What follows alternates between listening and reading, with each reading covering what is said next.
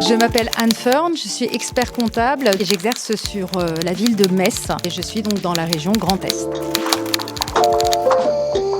C'est vrai que les associations ont de gros enjeux financiers actuellement. Habituellement, elles peuvent compter sur 3 types de recettes: les cotisations de leurs adhérents, les subventions et des partenariats privés.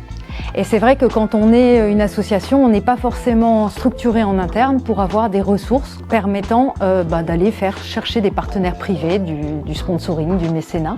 Et donc on a aussi un pléthore de démarches administratives pour pouvoir prouver notre crédibilité.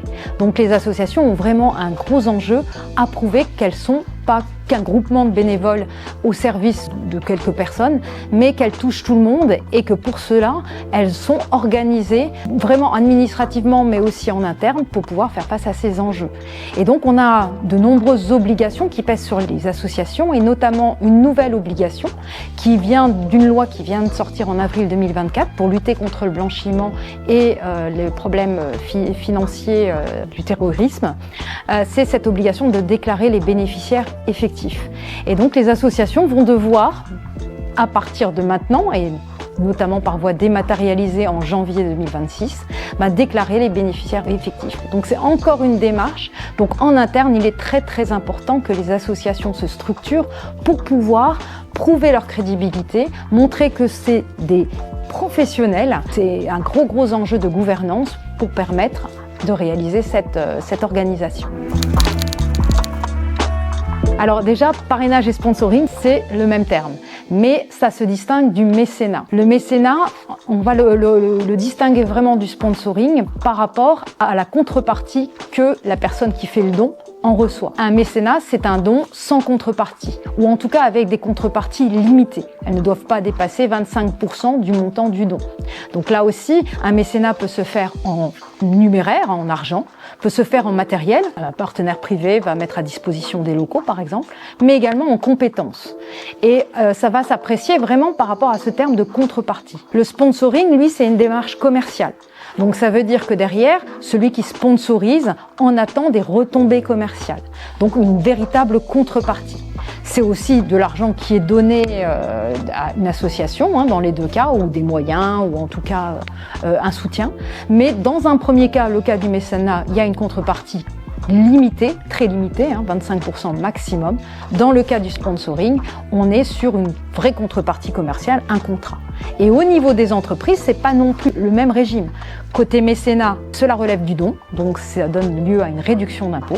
Par contre, côté sponsoring, c'est une charge qui va être déductible du résultat de l'entreprise, mais c'est une charge comme une autre charge publicitaire. Et derrière, c'est pas du tout la même politique, en tout cas le même principe et la politique d'entreprise quand on veut faire du mécénat ou quand on veut faire du sponsoring. C'est vrai que les associations, par nature, sont à but non lucratif. C'est-à-dire que leur gestion doit être désintéressée. Il ne peut pas y avoir partage de l'actif de l'association entre ses membres.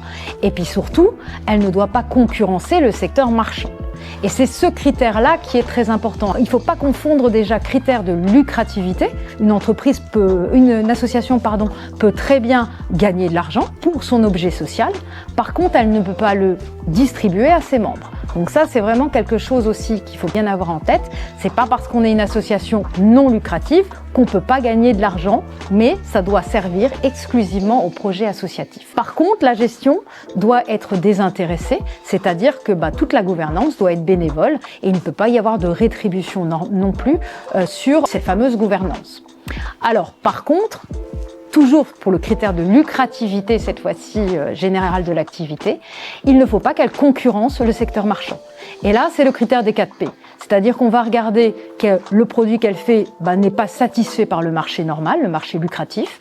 On va regarder que sa politique de prix tienne compte justement des spécificités du monde associatif. Que le public qu'elle vise, c'est un public également qui a un besoin particulier à couvrir. Et enfin, qu'elle ne fasse pas de publicité, donc c'est le critère des 4P, et c'est ça qui peut à un moment remettre en cause la lucrativité. Et sinon, plus globalement, les associations peuvent très bien avoir des activités lucratives relevant du secteur marchand. Par exemple, on fait de la buvette ou des choses classiques qu'on peut avoir dans des clubs sportifs. Par contre, les recettes qu'elles en tirent doivent rester minoritaires, et notamment le fisc a un plafond de 78 596 € annuel, et donc on peut très bien avoir une activité à un moment marchande, mais qui ne remettent pas en cause la non-lucrativité de l'association. Donc il faut être très vigilant sur son business model, on va appeler ça quand même, pour ne pas justement à un moment devenir une entreprise du secteur marchand.